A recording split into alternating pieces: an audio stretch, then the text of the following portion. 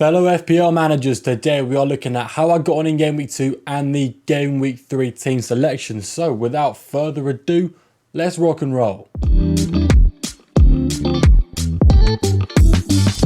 Now, considering how most, engaged FPL managers are getting on with their overall rank, I'm actually quite happy being just outside the top 1 million. I think I've done pretty well. I had Semenyo and Pedro in my Game Week 1 team, and they both bagged me a 15 points each in the first 2 game weeks. But I'm also pretty unhappy because a differential I had in Bruno Fernandes managed to miss a penalty, turning a 12-pointer into a 2-pointer. So I'm kind of pissed off. But at the same time, I really cannot complain because the point tally is still alright and the rank is still looking really good. So I'm going to stay calm and composed for now. These things happen. I had a few points on the bench, but at the end of the day, they were 50-50 decisions. I think I made the right choice in picking Sanchez over Dubravka, and I made the right choice in benching Pedro Porro, but the decisions went the wrong way anyway. The Salah assist in the 100th minute was actually pretty diabolical for my rank. It turned my green arrow into a red arrow, and Salah has got very lucky with both his returns. His expected data is very, very low, so realistically, there's people around the same number of expected goals and same number of expected assists as him who's blanked, got 2 points in both game weeks. So I'm pretty happy I don't own him. If I owned a 14.5 million player who was putting up those numbers, I'd be scared. I'd be upset. My boy Haaland, though, he only got 2 points this game week, which is fair enough. They played awful. Spurs is the bogey team, so I'm not super angry, and they do play away to Brighton next week, but we'll talk more about that later and why it's very good. Finally, Gabriel gets me 2 clean sheets in 2 game weeks. Most people doubted the Arsenal defence, but they were foolish simpletons. The Arsenal defence has been the best in the league for the last 3 years. Why would you not pick a defender from Arsenal, guys? Come on. Wake up. Alright guys, into the starting 11 now. We have Sanchez as the goalkeeper, who has got me 1 clean sheet in 2 game weeks. Should probably have 2 because he let an easy goal go in, but I'm not going to complain too much because the last 2 seasons I've played FPL, my keeper's blanked the first 8 game weeks in a row, which is just diabolical. So I'm more than happy with Sanchez. I'm more than happy to keep him in my team because I'm not making a goalkeeper transfer. Guys, they are a waste of time, so don't be changing your goalkeeper even if they've been a bit stinky recently. 3 defenders playing at home, 3 defenders I'm very happy with. Nico Williams hopefully can actually get me some defensive contribution points, maybe a clean sheet this time round.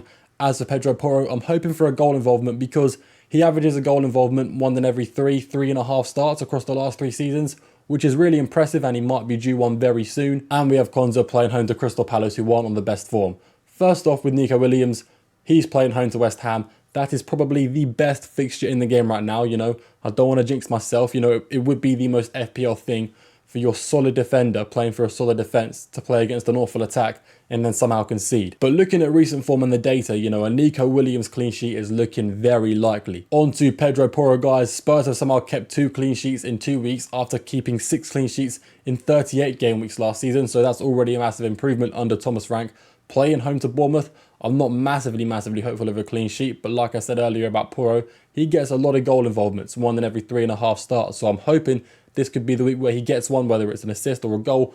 I'm not too picky, I just hope he gets one. As for Konza, Aston Villa are not on the best form right now. We all know this, but in the next 6 game weeks, they play 4 teams who finished in the bottom half of the table last season and 2 newly promoted teams. So if they're going to find some good form, this is how they'll do it. And even though they are on bad form, they've only conceded 1 goal in 2 games, so the defence is still looking fairly decent. We do bench Gabriel and Reinildo on the bench, which is scary because Gabriel could score a headed goal. He could keep a clean sheet when Arsenal park the bus, and even Reinildo doesn't have the toughest fixture, but we're going to have to take that risk and just put them on the bench because the other options are better. In midfield, we did indeed keep Wirtz. Despite his bad form, despite the fact he's not looked threatening at all, he has played a tough game away to Newcastle, and that Bournemouth game, it could have just been an off game.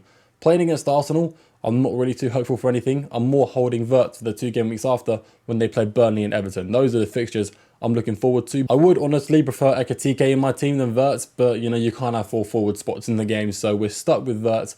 Hopefully he gets me some points in the next 3 game weeks when he plays against Burnley and Everton. If he doesn't, then he's definitely going to go, but for now, I'm giving him a second chance. As for Bruno, I already hate Bruno. He's already in my bad books, even though I'm a Man United fan.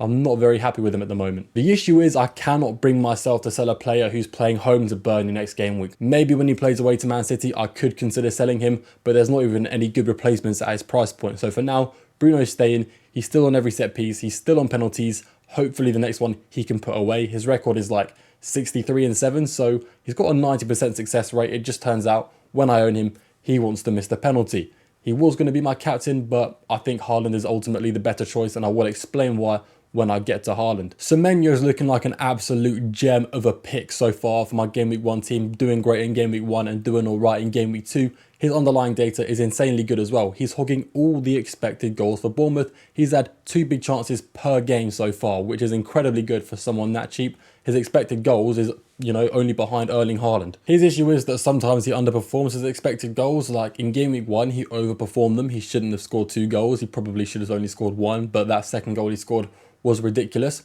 Whereas you're looking at Game Week 2, he had 2 big chances he could have put away, but he missed them both, which was really frustrating as a Semenyo owner. But at the end of the day, I cannot be too greedy because he's already got me a 15-pointer and a 6-pointer in 2 game weeks. As long as he keeps returning, I'm very happy with it. I just hope his ownership doesn't go too high, or else he won't be a differential for me anymore. Finally, we have Ndiaye at a similar price, who's looking to be pretty good as well. He got a nice goal. Well, not really a nice goal. He got a goal in Game Week 2 for me, got me a return. I was regretting picking him over the likes of Reinders and Kudus in Game Week 1, but he sort of worked his way back in my good books a little bit, and I'm hoping he can continue getting me returns. I know Everton didn't really get a penalty last season, and one of the reasons I picked Ndiaye is because he has penalties, so hopefully he can pick me up a penalty goal or something as well. We can hope, right? In the front 3, Erling Haaland is our captain, and the reason I'm choosing him over Bruno is not because Bruno missed a penalty, even though that did frustrate me, but I'm sure you guys already knew that. It's because Brighton, defending inside the box, have been pretty diabolical the first 2 game weeks, and you don't need me to tell you that Haaland's main threat is inside the box. I would expect Man City to bounce back after losing 2-0 to Spurs, coming in with 3 or 4 goals. That's my best prediction, but I'm not a fortune teller, so don't take my word for it.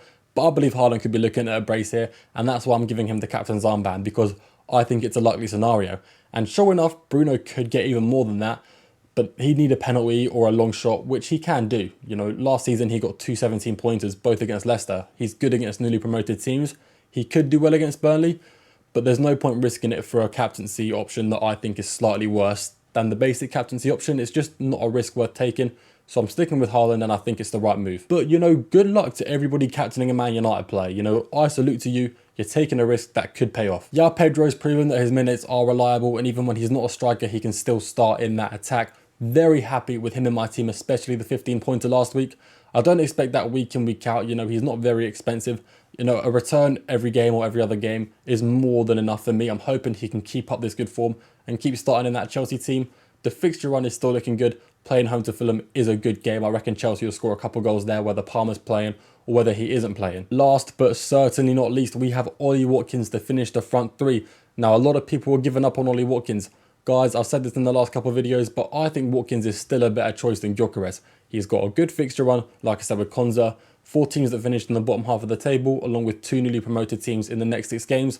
That's a fixture one that you can find good form on as a team. Aston Villa could pick themselves up. And, when Aston Villa pick up on good form, Ollie Watkins is their main goal threat, and he will be involved in the goals. So if you are considering selling Ollie Watkins, guys, please do, because it's just going to be a bigger green arrow for me. If you're a smart FPL manager, you'll keep him in your teams and be patient. So yeah, we didn't use any free transfers this game week. We're going to save it for later on. I need more than 2 game weeks of data to actually make accurate decisions, at least 3 or 4 weeks. I'm going to wait for the fixture swings to change around as well. When some teams come on good fixture runs that I don't own players from, that's when I'm going to make my free transfers. But for now, I'm happy with where the team's at. And after this game week, if players like Bruno, Watkins and Wirtz still fail to get any points, then we're going to have to rethink a few things. But that problem is currently hypothetical, so we won't think about it too much right now. Guys, that is the end of the video. Let me know what you think of my team. Did I make the right choices? Let me know down in the comments. Thank you very much for watching, and I will see you all in the next video.